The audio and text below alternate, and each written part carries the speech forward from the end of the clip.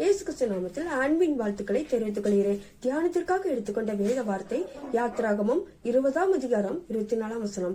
நான் என் நாமத்தை பிரஸ்தாபடுத்தும் எந்த ஸ்தானத்திலும் உன்னிடத்தில் வந்து உன்னை ஆசீர்வதிப்பேன். கிறிஸ்துவுக்குள் பிரியமானவர்களே, நீங்கள் எந்தெந்த இடத்துல தேவனுடைய நாமத்தை மகிமைப்படுத்தி செயல்படுறீர்களோ அந்த இடத்தில் தேவனுடைய நாமம் மகிமைப்படும்படியாக தேவன் உங்களையும் ஆசீர்வதிக்க வல்லவர். அது மாத்திரமல்ல, உங்களுடைய வாழ்க்கையில் வீணான பாரங்கள், கஷ்டங்கள், கவலைகள் எல்லாவற்றையும் நீங்க பார்த்து கொண்டே வீட்டிலே அமர்ந்து விடாதீங்க. தேவனுடைய நாமத்தை மகிமைப்படுத்தும்படியாக ஆலயத்தை நோக்கி செல்லுங்க. இங்க வேதத்துல நம்ம அழகா பாக்குறோம், ஏசப்பாவே போதகம் பண்ணி கொண்டிருக்கும் போது அங்க கொஞ்சம் கூட நிமிர முடியாத 18 வருஷமாக பலவீனப்படுத்தின ஆவியை கொண்ட ஒரு ஸ்திரீ அந்த இடத்துல இருந்தா. அந்த இடத்துல இருந்து தேவனுடைய வார்த்தையை கண்ணோக்கும்படியாக, தேவனுடைய வார்த்தையை கேட்கும்படியாக இருந்தாள். அப்பொழுது நம்முடைய வாழ்க்கையில் கூட எப்படிப்பட்ட சூழ்நிலை இருப்போம்? ஒருவேளை அந்த பலவீனத்தை காரணமாய் காட்டி வீட்டிலே அமர்ந்து விடுகிறோமா, இல்ல தேவனுடைய நாமத்தை மகிமைப்படுத்தும்படியாக சொல்லுகிறோமா? அந்த ஸ்திரீயானவள் கொஞ்சம் கூட அந்த பாரத்தின் மித்தமாக அந்த பொறுப்படுத்தாமல் அவள் ஆலயத்தை நோக்கி தேவனுடைய நாமம் மகிமைப்படும்படியாக ஆலயத்திற்கு செல்லும் போது அவளுடைய வாழ்க்கையில் தேவன் செய்த அதிசயத்தை பார்க்கிறோம். நீங்க எந்தெந்த காரியத்துக்கு நீங்க பிரயாசப்படுகிறீர்களோ அந்த காரியத்தில் அந்த பாரத்தை உங்களுக்கு தேவன் நீக்க வல்லவர். கர்த்தர் மேல் உன் பாரத்தை வைத்துவிடேன் என்று சொல்வது போல் உங்களுடைய வாழ்க்கையிலும் தேவன் மீது அந்த பாரத்தை எல்லாம் வைத்துவிட்டு அவரை நீங்க மகிமைப்படுத்துவதற்கு தொடங்குங்க.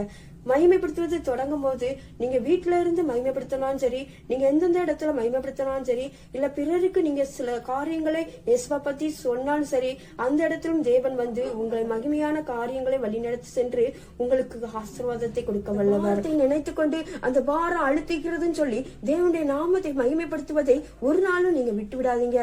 அவள் அந்த ஆலயத்தில் போய் அமர்ந்திருந்து தேவனுடைய வார்த்தையை கேட்கும் போது பாருங்க, தேவன் செய்த அற்புதத்தை உன் பலவீனத்திலிருந்து விடுதலையாக்கப்பட்டாய் என்று தேவன் கை வைக்கிறார்.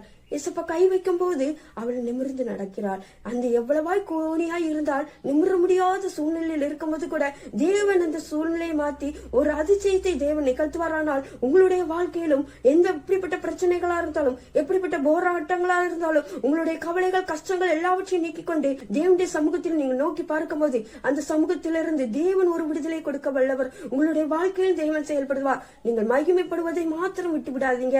உங்களுடைய வாழ்க்கையிலும் உங்களுடைய பாரத்தை கவலைகளை நினைத்துக் கொண்டே வீட்டிலே அமர்ந்து விடாதீங்க. தேவனுடைய நாமத்தை மகிமைப்படுத்தும்படியாக நீங்க எழுந்து செயல்படுங்க. அந்த குனியானவள் அப்படிதான் செயல்படுகிறாள். கொஞ்சம் கூட எழுந்து நடக்க முடியாத சூழ்நிலையில் இருந்தும் அவள் தரையிலேயே கூர்ந்து பார்த்துக்கிட்டோடு தான் நடக்க முடியும். அப்படிப்பட்ட சூழ்நிலை இருக்கும்போது கூட தேவனுடைய நாமத்தை கேட்கும்படியாக, தேவனுடைய நாமத்தை மகிமைப்படுத்தும்படியாக செயல்படும் போது அவளுக்கு நடந்த அதிசயத்தை பாத்தீங்களா? உங்களுடைய வாழ்க்கையிலும் தேவன் அவ்வாறாக செய்வாராக. உங்களுடைய இந்த காலை வேளையிலும் உங்களுடைய வாழ்க்கையில் தேவன் பிரசன்னமாக விளங்கி நீங்க எந்தெந்த இடத்துல மகிமைப்படுத்தி தேவனை மகிமைப்படுத்தி செயல்படுறீங்களோ அந்த இடத்தில் தேவனுடைய நாமம் மகிமைப்படும்படியாக உங்களை ஆசீர்வதிக்க வல்லவர். உங்களுடைய வாழ்க்கையிலும் அந்த ஸ்திரியை போன்று தேவனுடைய நாமத்தை மகிமைப்படுத்தும்படியாக நீங்க செயல்படுங்க. எந்த ஒரு பிரச்சனையும் போராட்டத்தையும் கண்ணுக்கு முன்னாக வைத்துக் கொண்டு நீங்க செயல்படாமல் தேவனுடைய நாமத்தை மாத்திரம் மகிமைப்படுத்தும்படி செயல்படும் போது அந்த பிரச்சனைகள்லாம் தேவன் மாற்ற வல்லவர். அவருடைய கரத்துல நீங்க ஒப்பு கொடுங்க.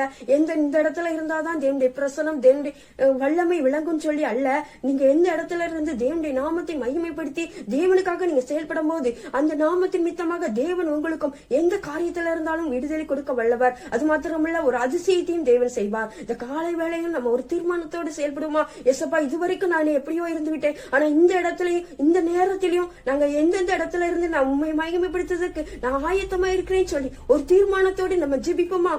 சோஸ்திர ஏசப்பா, துதிகளின் மாதிரியில் வாச செய்கிறவரே துதிக்கிற சோஸ்திரிக்கிற ஏசப்பா, இந்த அருமையான காலை வேலைக்காக நாங்கள் செபிக்கிறோம் ஏசப்பா. உண்மையே மாத்திரம் நாங்கள் நோக்கி பார்க்க, ஒவ்வொரு பிரச்சனைகளையும் பார்க்காதபடி உங்களுடைய முகத்தையே நாங்கள் தரிசிக்கத்தக்க ஒவ்வொருவருக்கும் பலன் கொடுப்பீராக செபிக்கிற. இம்மட்டு நடத்தினவர் இனிமேல் நடத்த வல்லவர். ஒவ்வொருத்தரையும் சமூகத்துல கொடுக்கிறோம் தகப்பனே. எந்தெந்த இடத்துல யார் யார் உண்மை நோக்கி கூப்பிடுகிறார்களோ அந்த இடத்துல உங்களுடைய பிரசனம் வெள்ளங்கட்டும், உமது மகிமை செயல்படட்டும் ஏசப்பா. அவர்களை ஆசீர்வதிப்பீராக ஜெபிக்கிற ஏசப்பா. இயேசுவின் மூலம் ஜெபிக்கிறோம் நல்ல பிதாவே, ஆமென்.